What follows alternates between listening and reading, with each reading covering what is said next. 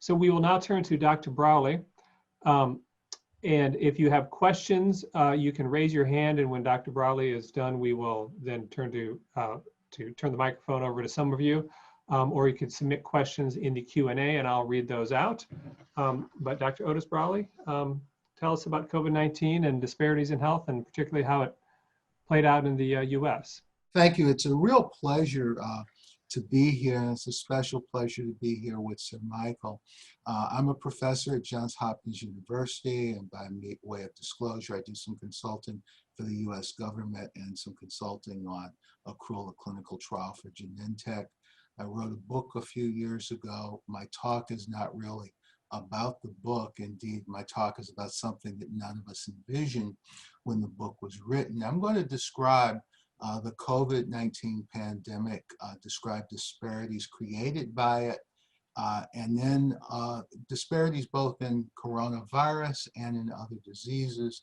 Much of my talk and much of my data is US-centric, but I suspect the patterns shown transcend to other countries, and indeed much of what Sir Michael talked about really does apply here.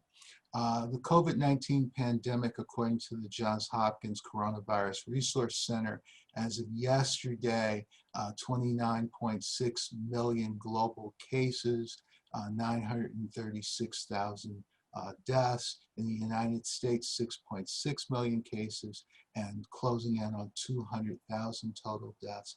I'll note that the US is 4% of the world's population.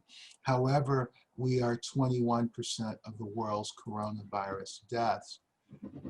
I prefer to look at deaths from disease in rates per 100,000, and usually like to look at them in age-adjusted rates, but because this disease is so new, we don't have age-adjusted rates yet. But here are the death rates, crude death rates, deaths per 100,000 population for a number of countries. And you can see the United States is actually 7th overall in terms of reported death rate worldwide. And many of you are able to look and see what other countries in your regions are experiencing right now.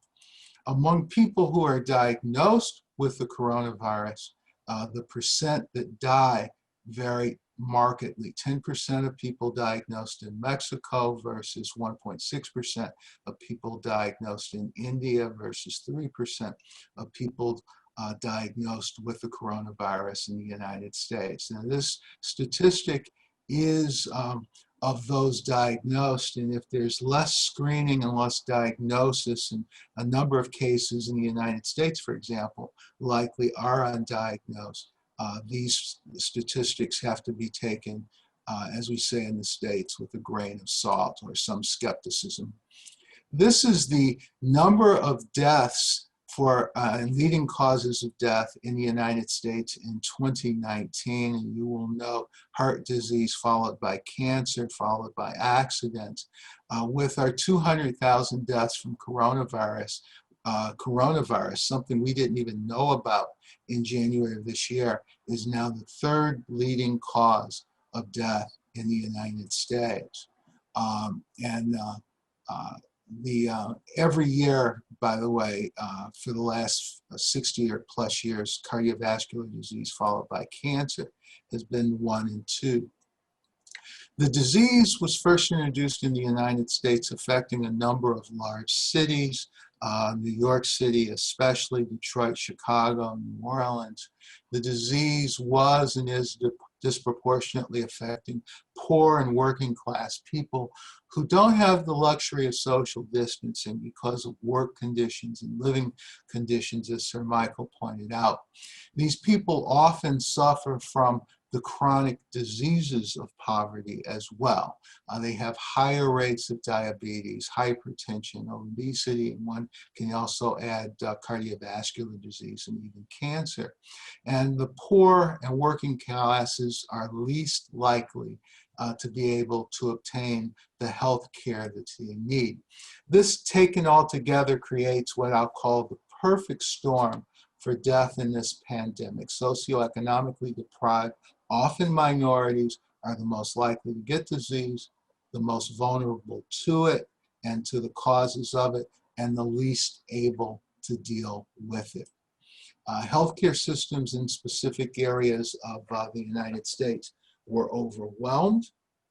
And this interferes not just with the quality of COVID care, but it interferes with the provision of normal non-COVID care. I cannot overstress that people were harmed who had nothing to do with COVID. People had difficulty getting care for their diabetes, their hypertension, and other diseases. Now, how can we provide adequate, high-quality care to include preventive services to populations that so often don't receive it? Is, I think, the most important question we can ask ourselves in healthcare, and something we really should try to dedicate ourselves to. And minority and underserved poor populations are the most likely to go without adequate care, and that is the norm. In the setting of coronavirus, it's just accentuated. When the shutdown in the United States occurred, nearly 27 million people found themselves newly uninsured. 16 states in the United States have not expanded Medicaid under the Affordable Care Act. And this meant that in those states, adults under the age of 65 found themselves without any insurance and had to fend for their own. Even in states where there is the Affordable Care Act and Medicaid expansion, there were significant declines in the advent of the coronavirus pandemic, and even to this day. We have declines in the diagnosis of heart attack, stroke, diabetes, as well as cancer, a number of diseases. People simply are not coming to the doctor because of fear of exposure to COVID in hospitals or physician offices, as well as fear of exposure to COVID in transportation to get health care. The shutdown in the United States, the decline in people getting health care, has actually been estimated through mathematical modeling by the U.S. National Cancer Institute that it's going to cost us at least 10,000 deaths in colorectal and breast cancer alone by the year 2030. The number increases every year up to 2030. Now, the major reason for this loss of life from just colon and breast cancer is not is delay in treatment of known disease. It is not delay in failure to screen. It's the delay in people who are known to have these diseases or know they have a problem to go to the doctor and either get treatment or to continue treatment. And of course, the socioeconomically deprived are the most likely to suffer and most likely to drop out of care. Now, I should point out that the U.S. collection of data, especially race data, has been less than adequate. There's even been some allegations that the administration is trying to suppress the data or suppress the collection of the data. However, it is true that the pandemic in the United States today has disproportionately affected Blacks, Hispanics, and Native Americans, both from COVID itself as well as from the disrupted health system. That being said, I should point out that there has been some exaggeration of the effect on racial minorities. This exaggeration was trying perhaps to bring light on the plight of minorities facing disparate health care. In retrospect, it also may have caused some politicians to further ignore the pandemic. Let me give you one example. Highly cited in Michigan, 14% of the population is Black. 41% of those dying from COVID are Black. And those statistics are absolutely true for the state of Michigan and were absolutely true for the state of Michigan well into May. But it also can look at it another way. The disease was worse in 3 counties that make up far southeastern Michigan. 81% of all Michigan's COVID deaths occurred in those 3 counties. 68% of the state's Black residents lived in those 3 counties. 32% of the people in southeastern Michigan are Black. And it is very appropriate to say in southeastern Michigan, not all of Michigan, but southeastern Michigan, where the COVID epidemic was, 32% of the population was Black and 44% of those dying are Black.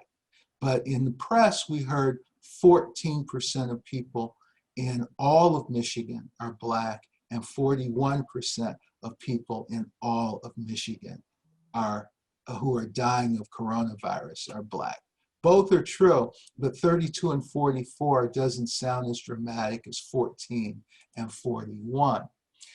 In summing up, it is true that the pandemic today has disproportionately affected minorities. And the minority populations are most affected due to socioeconomic deprivation and not to some biological difference that makes them more likely to get the infection. It's really working environment, living environment. Now, as U.S. society is opening up, there are and will be increasing numbers of COVID infections in suburban and rural United States.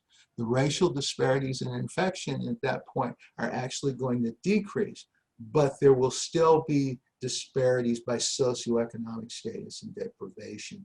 These, again, people who cannot practice social distancing and have work that requires it. So we're going to see, and we already starting to see, increasing numbers of poor whites with the coronaviruses. Now, populations with high prevalence of comorbid disease will also continue to have higher COVID mortality rates. And unfortunately, those comorbid diseases tend to be higher in poor populations. Now, in surveys, screening and health maintenance clinic visits are 70 to 80% of their pre-COVID levels. This includes the new phenomenon of web-based healthcare visits. The people who are not participating in routine healthcare are, again, the poor, the socioeconomically distressed, and those who tend to get their healthcare in emergency rooms and urgent care centers. And there are and will be localized shutdowns of healthcare provision due to outbreaks. This really portends to a decline in population uptake of necessary non-COVID related care and a rise in death rates from chronic disease. Disparities will increase as populations most affected will be the most vulnerable and socioeconomically deprived.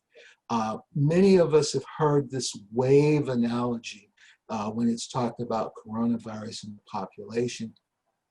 The analogy that we should be thinking about is thinking about the ocean, where there are a number of different waves in a number of different places, and geographically we're going to have higher levels of infection, and the pandemic is going to be far worse in certain areas at certain time and better in certain areas.